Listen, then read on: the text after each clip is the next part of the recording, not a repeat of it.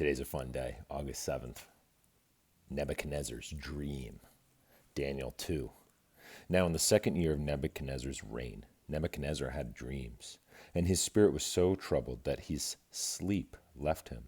Then the king gave the command to call the magicians, the astrologers, the sorcerers, and the Chaldeans to tell the king his dreams.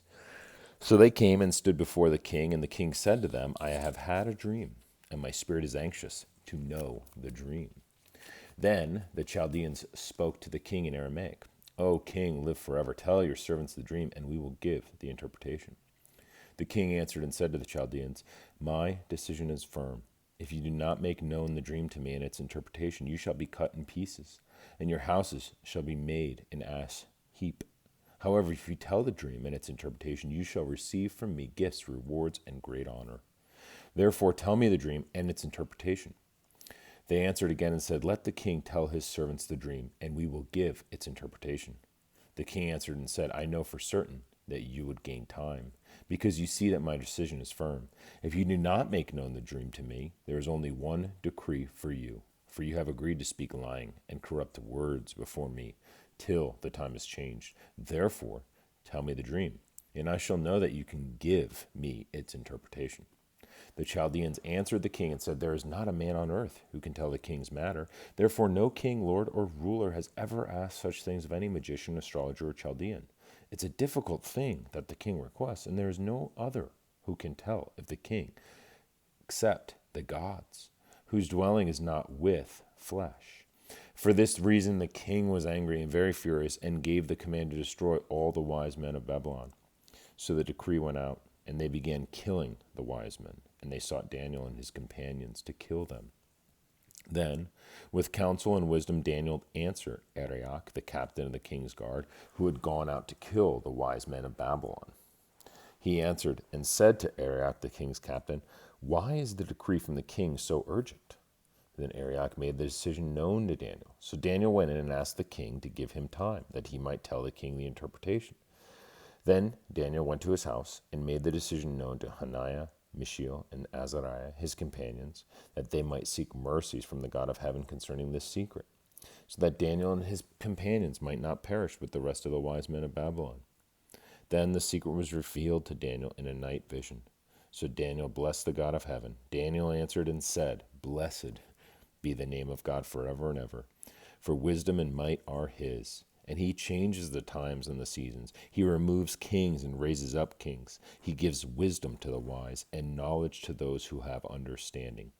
He reveals deep and secret things. He knows what is in the darkness, and light dwells with him. I thank you and praise you, O God of my fathers.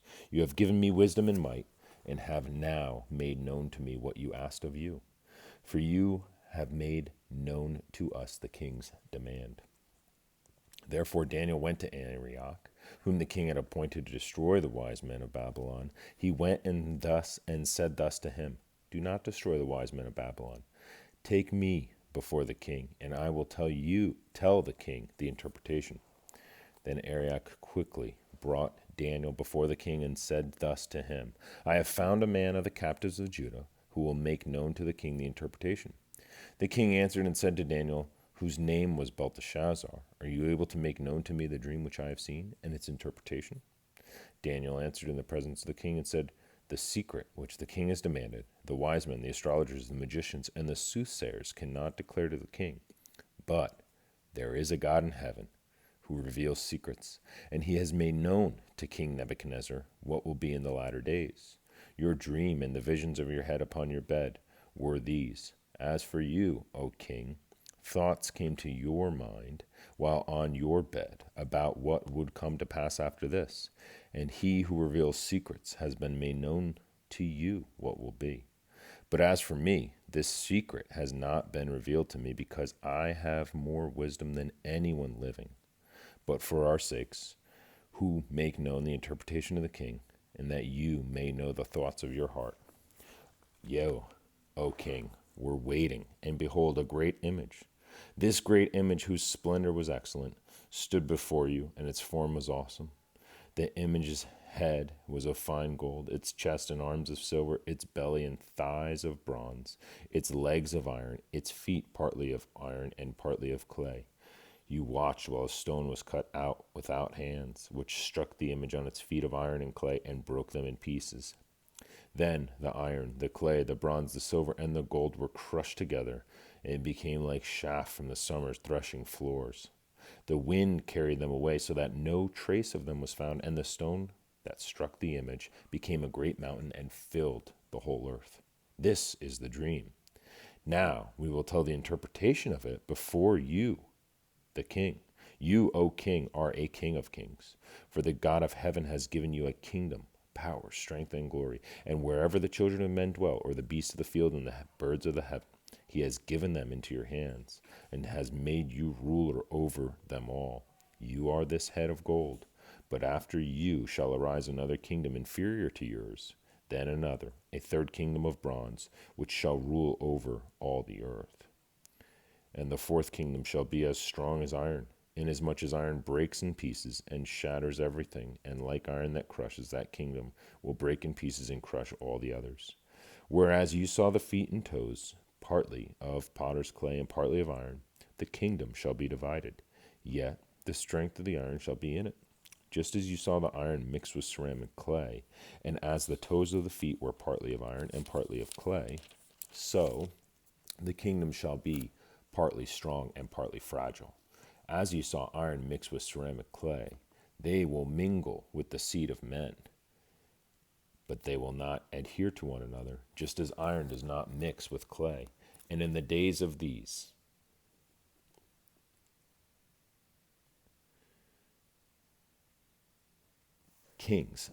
the days of these kings, the God of heaven will set up a kingdom which shall never be destroyed, and the kingdom shall not be left to other people. It shall break in pieces and consume all the kingdoms, and it shall stand forever. Inasmuch as you saw that the stone was cut out of the mountains without hands, and that it broke in pieces the iron, the bronze, the clay, the silver, and the gold, the great God has made known to the king what will come to pass after this. The dream is certain, and its interpretation is sure. Then King Nebuchadnezzar fell on his face, prostrate before Daniel, and commanded that they should present an offering and an incense to them. The king answered Daniel and said, Truly your God is the God of gods, the Lord of kings, and a revealer of secrets. Since you could reveal this secret, then the king promoted Daniel and gave him many great gifts. And he made him ruler over the whole province of Babylon, and chief administrator over all the wise men of Babylon. Also, Daniel petitioned the king, and he set Shadrach, Meshach, and Abednego over the affairs of the province of Babylon. But Daniel sat in the gate of the king. Nebuchadnezzar, the king, made an image of gold, whose height was 60 cubits, and its width 6 cubits. He set it up in the plain of Dura, in the province of Babylon. And King Nebuchadnezzar sent word to gather together satraps, the administrators, the governors, the counselors, the treasurers, the judges, the magistrates, and all the officials of the provinces to come to the dedication of the image which King Nebuchadnezzar had set up. So the satraps, the administrators, the governors, the counselors, the treasurers, the judges, the magistrates, and all the officials of the provinces gathered together for the dedication of the image that King Nebuchadnezzar had set up. And they stood before the image that Nebuchadnezzar had set up. Then a herald cried aloud, To you it is commanded, O peoples, nations, languages, that at the time you hear the sound of the horn, flute, harp, lyre, and psaltery, in symphony with all kinds of music, you shall fall down and worship the gold image that King Nebuchadnezzar has set up. And whoever does not fall down and worship shall be cast immediately into the midst of a burning, fiery furnace. So at that time, when all people heard the sound of the horn, flute, harp, and lyre, in symphony with all kinds of music, and all the people, nations, and languages fell down and worshipped the gold image which King Nebuchadnezzar had set up. Therefore at that time certain Chaldeans came forward and accused the Jews. They spoke and said to King Nebuchadnezzar, O king, live forever. You, O king, have made a decree that everyone who hears the sound of the horn, flute, harp, lyre, and psaltery, in symphony with all kinds of music, shall fall down and worship the gold image. And whoever does not fall down and worship shall be cast in the midst of a burning, fiery furnace. There are certain Jews whom you have set over the affairs of the province of Babylon, Shadrach, Meshach, and Abednego. These men, O king, have not paid due regard to you. they do not serve your gods or worship the gold image which you have set up. Then Nebuchadnezzar, in rage and fury, gave the command to bring Shadrach, Meshach, and Abednego. So they brought these men before the king. Nebuchadnezzar spoke, saying to them, "It is true, Shadrach, Meshach, and Abednego, that you do not serve my gods or worship the gold image which I have set up.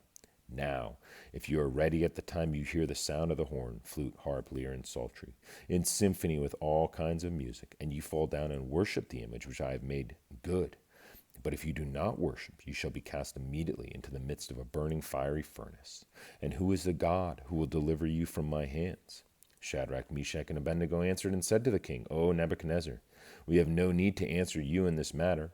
If that is the case, our God whom we serve is able to deliver us from the burning fiery furnace, and he will deliver us from your hand, O king.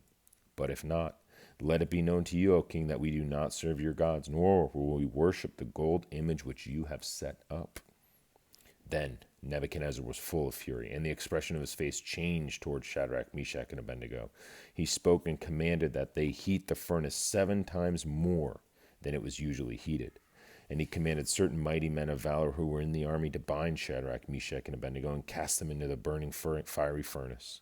Then these men were bound in their coats, their trousers, their turbans, and other garments, and were cast in the midst of the burning fiery furnace.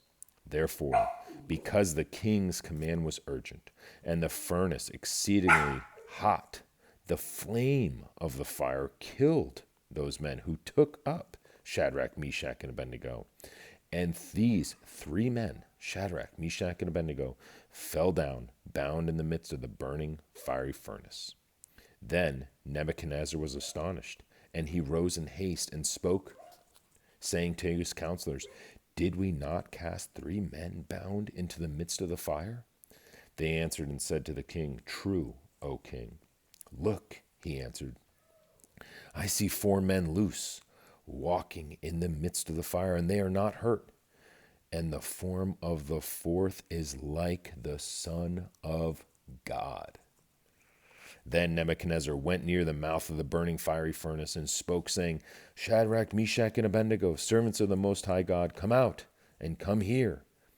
Then Shadrach, Meshach, and Abednego came from the midst of the fire, and the satraps, administrators, governors, and the king's counselors gathered together, and they saw these men on whose bodies the fire had no power. The hair of their head was not singed, nor were their garments affected, and the smell of fire was not on them. Nebuchadnezzar spoke, saying, "Blessed be the God of Shadrach, Meshach, and Abednego, who has sent his angel and delivered his servants who trusted in him, and they have frustrated the king's word and yielded their bodies that they should not serve nor worship any god except their own God. Therefore, I make a decree that any people, nation, or language which speaks anything amidst the God of Shadrach, Meshach, and Abednego shall be cut in pieces, and their houses shall be made an ash heap, because there is no other God who can deliver like this." Then the king promoted Shadrach, Meshach, and Abednego in the province of Babylon. The following prophecies were probably given in the years before Nebuchadnezzar captured Jerusalem.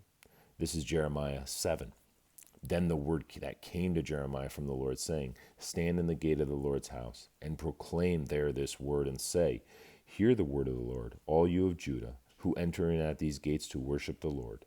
Thus says the Lord of hosts and God of Israel, amend your ways and your doings, and I will cause you to dwell in this place. Do not trust in these lying words, saying, The temple of the Lord, the temple of the Lord, the temple of the Lord are these.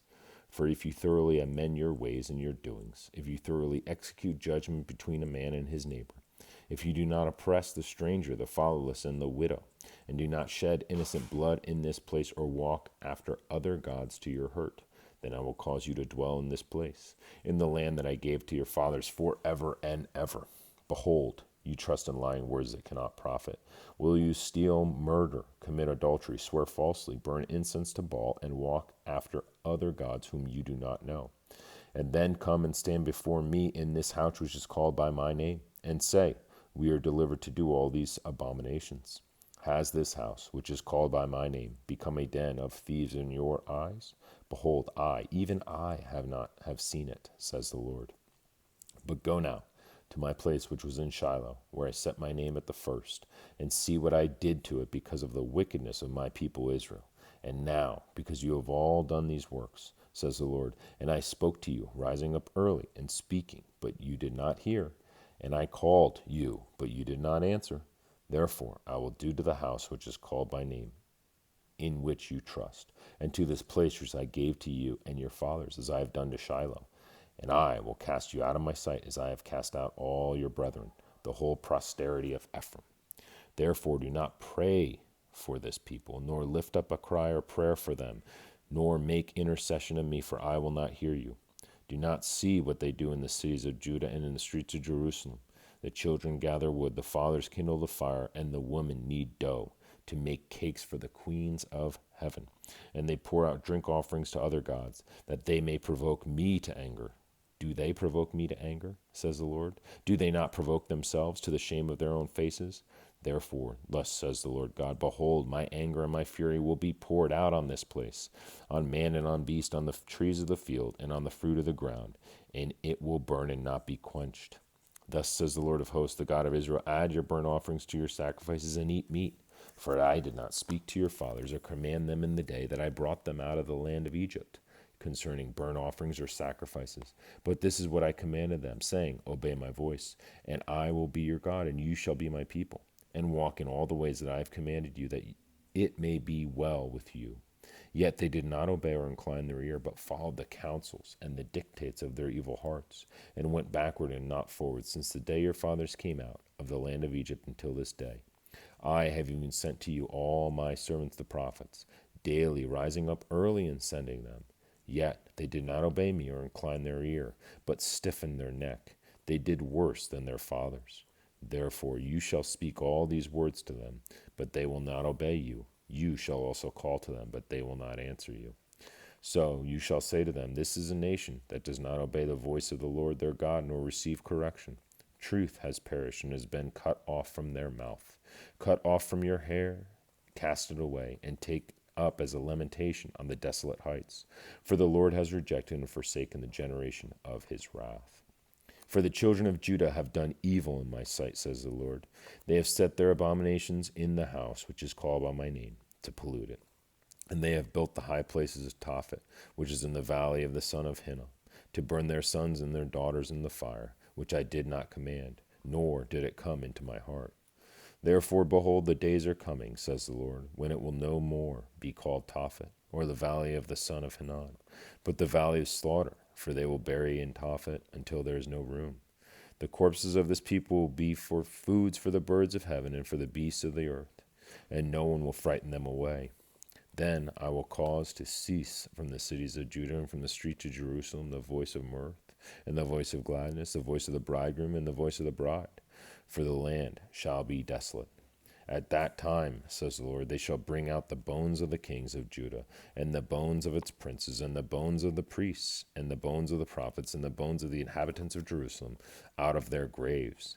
They shall spread them before the sun and the moon, and all the hosts of heaven, which they have loved, and which they have served, after which they have walked, which they have sought, and which they have worshipped. They shall not be gathered nor buried. They shall not be like refuse on the face of the earth. Then death shall be chosen rather than life by all the residue of those who remain of this evil family, who remain in all the places where I have driven them, says the Lord of hosts. Love you guys. It's so much fun to read through and powerful to read through. And I don't want you guys to miss this key part of Daniel 2, right? Everyone always focuses on Daniel interpreting the dream. There's not a lot of attention in the beginning of Daniel 2, though, however, when Daniel in 2 verse 20 through 23, Daniel prays and gives blessing and thanks. He praises the Lord in Daniel 2:20. Blessed be the name of God forever and ever, for his wisdom and might are his. And he continues on. It's really cool that he receives wisdom from the Lord. He receives a dream interpretation. And before giving it to King Nebuchadnezzar, before doing any of that, before sharing it with anyone else, what does he do? He gives praise back to the Lord. So cool. Love you guys.